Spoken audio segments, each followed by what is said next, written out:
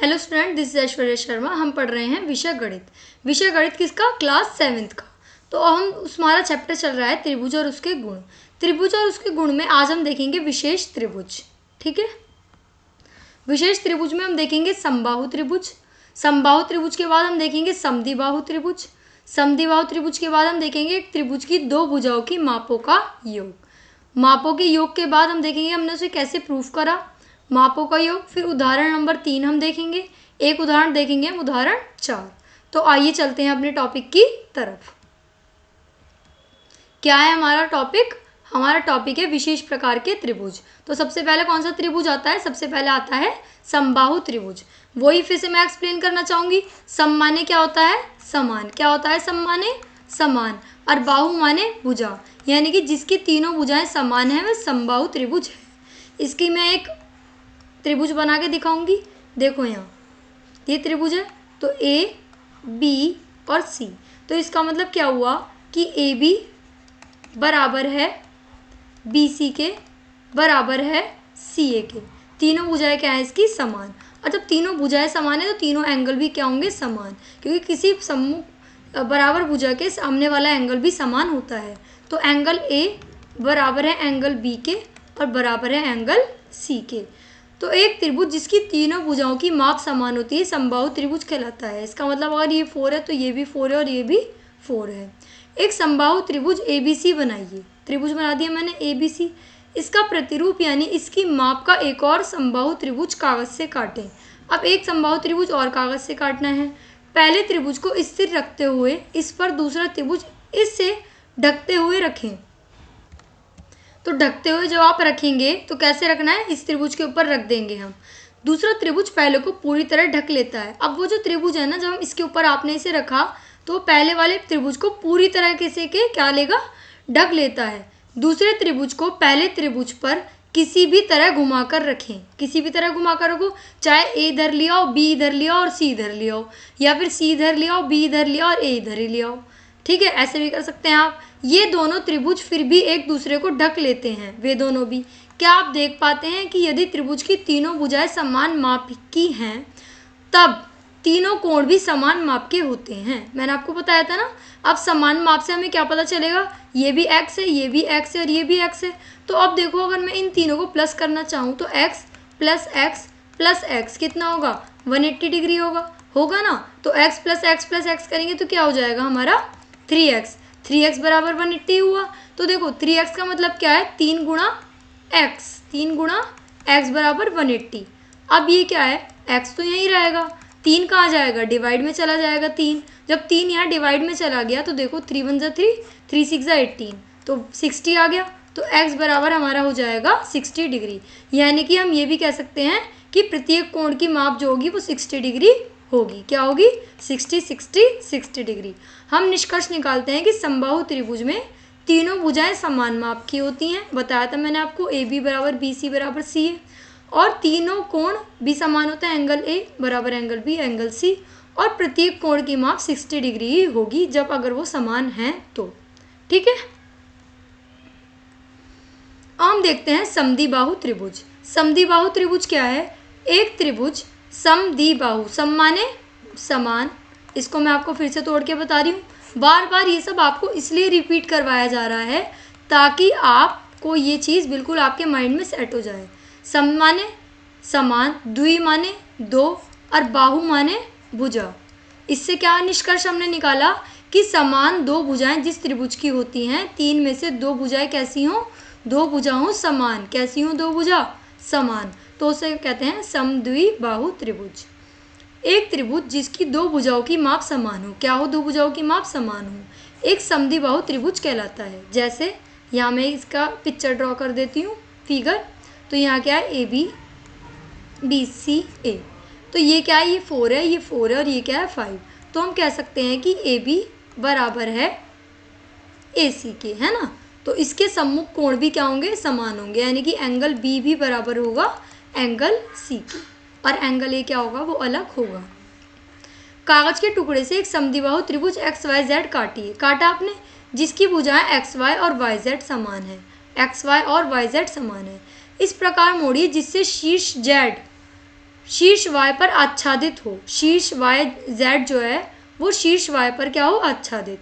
अब शीर्ष x से गुजरने वाली रेखा xm इस त्रिभुज का सममित अक्ष है। क्या है त्रिभुज का सममित अक्ष।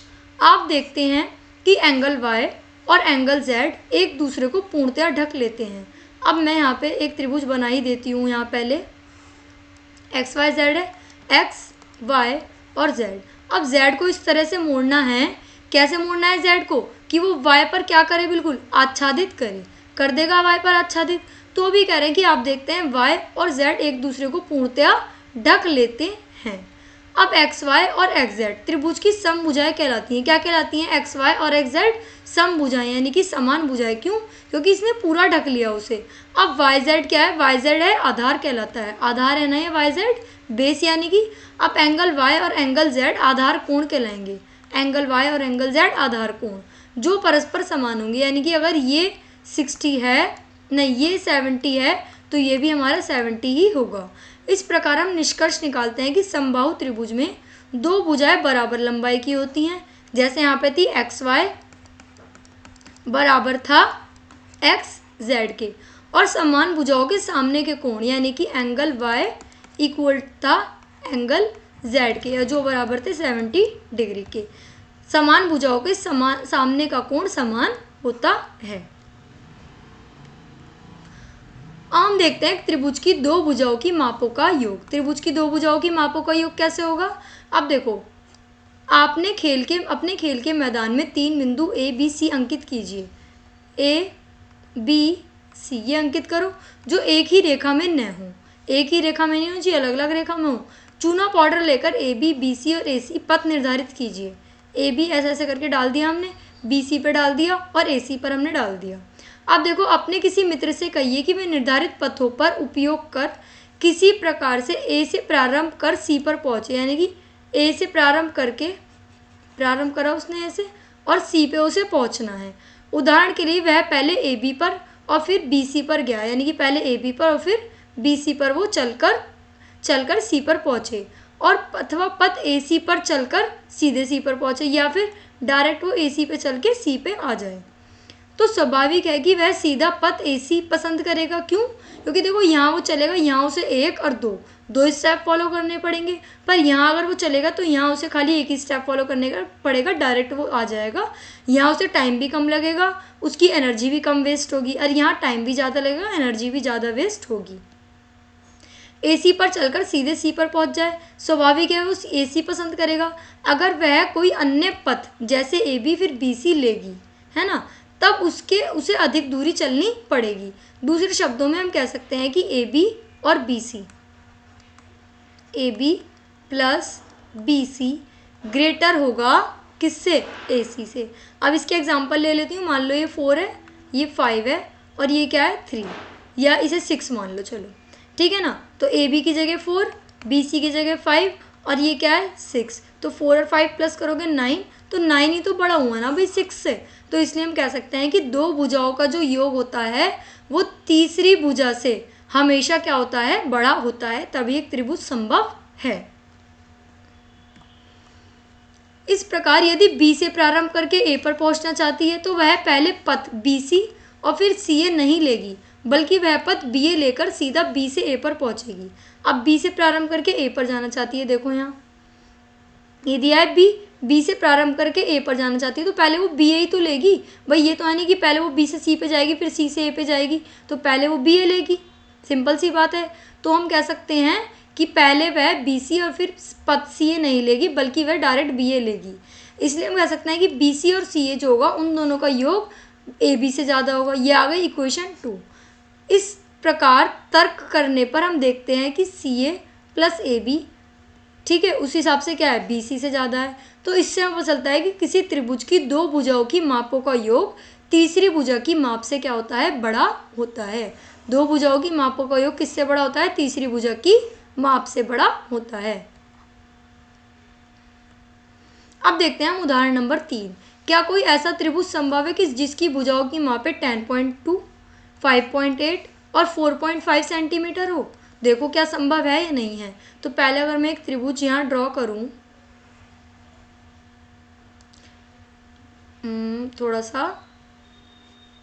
इस तरीके से बना लेते हैं हम इसे। ये क्या है 10.2, ये क्या है 5.8 और ये क्या है 4.5। क्या ये संभव है या नहीं है? तो मान लीजिए ऐसा त्रिभुज संभव है, तब इस त्रिभुज की कोई भी दो भुजाओं की लंबाई का योग तीसरी भुजा की लंबाई से अधिक होगा। आइए जांच करते हैं। तो 4.5 और 5.8 का योग करो आप। 8 और 5 13 का 3 कैरी 1, 4 और 5 कितने होते हैं 9, 9 और 1 10, तो ये आ गया 10.3 और तीसरी भुजा क्या है 10.2। तो ये देखो ये इससे ज़्यादा है ना, तो हाँ सही है। अब देखो हम लेंगे 5.8 और 10.2, तो इसमें तो देखने की ज़रूरत ही नहीं है। 5.8 और 10.2 को जब आप प्लस करोगे तो आपका आंसर क्या आएगा? आपका आंसर आएगा 16। क्या आएगा 16? तो 16 तो ज़्यादा ही होता है 4.5 से, तो ये भी सही है। अब आप 10.2 और 4.5 लोगे, जब इन दोनों को आप ऐड करोगे तो 14.7 आपका आंसर आएगा, तो वो भी 5.8 से ज़्यादा है। तो अतः इन भुजाओं वाला त्रिभुज संभव है, क्योंकि यहाँ त्रिभुज की कोई सी भी दो मापों का योग तीसरी माप से हमेशा बड़ा है। अब देखेंगे एग्जाम्पल नंबर 4।